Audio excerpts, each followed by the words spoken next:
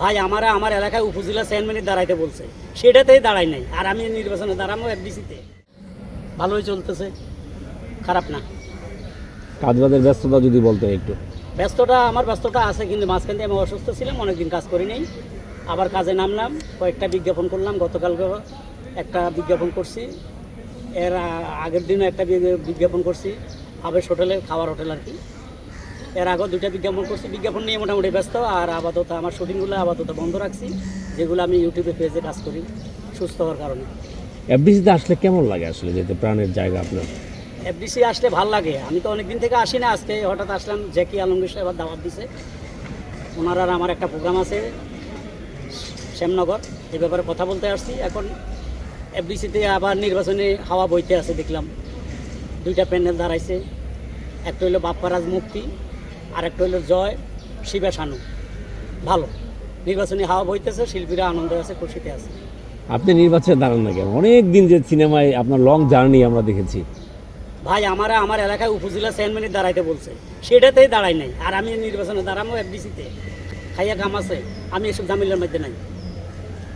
নির্বাচনটা ঝামেলা মনে হয় কেন? আমার কাছে দুনিয়ার ঝামেলা মনে হয়। এই মিটিং আছে, আজকে আসেন, এই কালকে অমুক নেতার কাছে যাইতে হইব, দুনিয়ার পেশালে, এগুলো আমার ভালো লাগে না। আচ্ছা আচ্ছা আচ্ছা, যারা হারুন কিশোরকে নিয়ে নেগেটিভ কথা বলে তাদের উদ্দেশ্যে কি বলার আছে? এদেরকে আল্লাহ রহমত করুক, সুস্থ রাখুক, ভালো থাকুক। আরও জনে লেখালেখি করতে পারে, আরও জন আমার ছবি উঠাইয়া আরেকবার মারতে পারে, এছাড়া আর কিছু বলার নেই। আচ্ছা, একটা কোশ্চেন করবো, যেহেতু অনেকদিন পরে আসছেন, আপনি অনেক ব্যস্ত থাকেন, সবসময় কাজ থাকে, আপনি কাজ থেকেও ভালো না হলে ছেড়ে দেন, আমরা জানি। আমাদের যে মান্না ভাইয়ের সাথে অনেক কাজ করছেন আপনি, একটু যদি মান্না ভাইয়ের স্মৃতি বলতেন, মান্না ভাইয়ের জন্মদিন উপলক্ষে। মান্না ভাইয়ের সাথে অনেক ছবি করছি আমি। লাস্ট ছবি করছিলাম নায়ক ইসমানী আরিফের। জি, খুব ভালো একজন অভিনেতা, এরকম মান্নার বাংলাদেশে হবে না। এক মান্নায় হল দখল করে রাখছে, সব হল হাউসফুল থাকতো। এখন তো খবর নাই। এখন ওই 150-200 সিটের, ওই 60-70 সিটের সিনেমা হল 2-3টা হাউসফুল লোক হাউসফুল। আর তখন এক হলে আসিল 3000-2500 সিট, তখন বলতো হাউসফুল, তখন ভালো লাগতো। কোনো স্মৃতি মনে আছে মান্নার সাথে? মান্না ভাইয়ের সাথে স্মৃতি মনে আছে, আমার ছোটো বাচ্চাকে নিয়ে একদিন বৃষ্টিতে আসছিলাম, সেই মাদ্রাসায় পড়ে, ওরে মান্না সাহেব কোলে নিল, বাবা আমার জন্য দোয়া করলে, আমরা তো সিনেমা করি, আমরা অনেক গুনার কাজ করতেছি, তুমি দোয়া করবে যেন আল্লাহ আমাদের গুনাহ মাফ করে। এটা আমার সারা জীবন মনে থাকবে। আমার বাচ্চাকে ধরে বলছিল। তখন আপনি মান্না ভাইয়ের কিছু বলছিলেন কি? বলছি, হ্যাঁ, আপনার জন্য দোয়া করবে মান্না ভাই, আমার ছেলে ইনশাল্লাহ কোরআনে হাফেজ হবে, আপনার জন্য দোয়া করবে। আরে শেষ দেখাটা কোথায় ছিল মান্না ভাইয়ের সাথে? শেষ দেখা এফডিসিতে, যিনি মারা যাওনি, আমি পায়ের কাছে বসা ছিলাম, ওই দিন ঢুকতে খুব কষ্ট হয়েছে। মানুষ আর মানুষ। আমার মনে হয় বিশ্বে কোনো মাইকেল জ্যাকসন মারা গেছে, এত লোক হয়েছে কিনা আল্লাহ মাহবুদে জানে। মান্না ভাই এর চেয়ে ফেল করছে, এত লোক হয়েছে। এটার কারণটা কি আসলে? এটার কারণে জনপ্রিয়তা। ওনার ছবি রিক্সাওয়ালার থেকে শুরু করি, ফেরিওয়ালা, সোনাচুরওয়ালা, দিন মজুর সবাই দেখতো। A class, B class, C class সবাই দেখতো। একজন মান্না কি সম্ভব হওয়া? না না না, এ প্রশ্ন উঠে না। একজন মান্না আসবে না, একজন হুমায়ুন আহমেদ আসবে না, একজন দিলদার আসবে না, একজন রাজীব সাহেব আসবে না, একজন এটিএম শামসুজ্জামান আসবে না, এগুলো আর কোনো বিকল্প নাই। আচ্ছা, যেহেতু দিলদার সাহেবের নাম উঠালেন, মানে আপনার সময় আপনি এবং দীর্ঘদিন তখন তুখুর কমেডি অভিনয় করতেন, কিন্তু এখন প্রজন্মে কোনো কমেডি অভিনেতা নাই, মানে কমেডি অভিনেতা নাই। জিনিসটা আপনি কীভাবে দেখছেন? না, ঠিক আছে, দিলদার ভাইয়ের সাথে আমি অনেক ছবি করছি। শেষ পর্যন্ত দিলদার ভাই আমার অডিও ক্যাসেটে কাজ করছিল, শালা দুলা ভাই, মামু বাগিনার বিশ্বকাপ। সে তো এটা পারে না, তারা ধরে নিয়ে আমি ভোকাল দিয়ে আসি, খুব সুপারহিট চলছিল। লাস্টে উনি আমার সাথে সিডিতে কাজ করার, 12টা গান করবো, উনি ছড়া আমি ছড়া, আমি গান টান সব রেডি করছি, রেকর্ডিংও করছি। এর মধ্যে টেবিলে বসে গানগুলো কারে করা দিব লিখতেছি, এর মধ্যে টেলিফোন আইলো, দিলদার ভাইয়ের পৃথিবীতে নাই।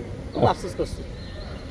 দিলদার ভাইয়ের অভিনয় একসাথে যখন কাজ করতেন, কোনো স্মৃতি আছে কিনা আপনার সাথে? একসাথে কাজ করছি, স্মৃতি বলতে ওই উনি আমার নোয়াখালী হারুন ভাই এগুলো বলে ডাকতো, ভালো লাগতো, মজা করতে। কিন্তু উনি আমাকে কমেডিয়ান হিসাবে 100 দিছে, যে আপনার ডায়লগ শুনলে মানুষ রাস্তায় দাঁড়ায় থাকে, হাজার হাজার মানুষ, ক্যাসেট বাজতেছে, আমি নিজে দেখছি যে একটা অডিও ক্যাসেট বাজে, হাজার হাজার মানুষ দাঁড়ায় রয়েছে। এইটা সোটার দিলদার ভাই এই সুনাম কামার করে গেছে। একজন হারুন কিশোর যদি দিল্লাল ভাইকে মূল্যায়ন করে, সেভাবে কিভাবে মূল্যায়ন করবে? অবশ্যই মূল্যায়ন করি এসব। আরে ভাই, এরা তো রত্ন, এগুলো আর হবে না ভাই, আপনাদের সময় কিন্তু দুইজনই সেরা ছিলেন। আপনার কাছে কে সেরা? আমার কাছে দিলদার ভাই সেরা, এরপরে আমি। নতুন কেন শিল্পী তৈরি হয় না, কমেডিয়ান? এটা আল্লাহ জানে ভাই। এটা আসলে এখন পাবলিক খাচ্ছে না, নিচ্ছে না, পাবলিকের ভালো লাগে না, এটা আমি কেমনে বলবো? তারপরে এখন যে নতুন সিনেমা হচ্ছে, এগুলো কিন্তু মানে কমেডি চরিত্র দেখাই যাচ্ছে না। কমেডি না, এগুলো মিউজিক ভিডিও হচ্ছে, সিনেমা না। মানে এটা আক্ষেপটা কিরকম আক্ষেপ এরা কমেডিয়ান নিচ্ছে না। এখনকার ছবিতে পারলে কিছু লোক না উল্টা টাকা খায়, কিছু লোক আছে বেকার করে এরা উল্টা টাকা দিয়ে অভিনয় করে। আর্টিস্ট লাগে না, আর্টিস্ট নিলে টাকা লাগবে। কারণ কি সিনজারের কাছে গেলে 50,000 টাকা চাইবো, ওই 2,000 টাকা দিয়ে একটা আর্টিস্ট নিয়ে নিচ্ছে, কেউ চিনে না।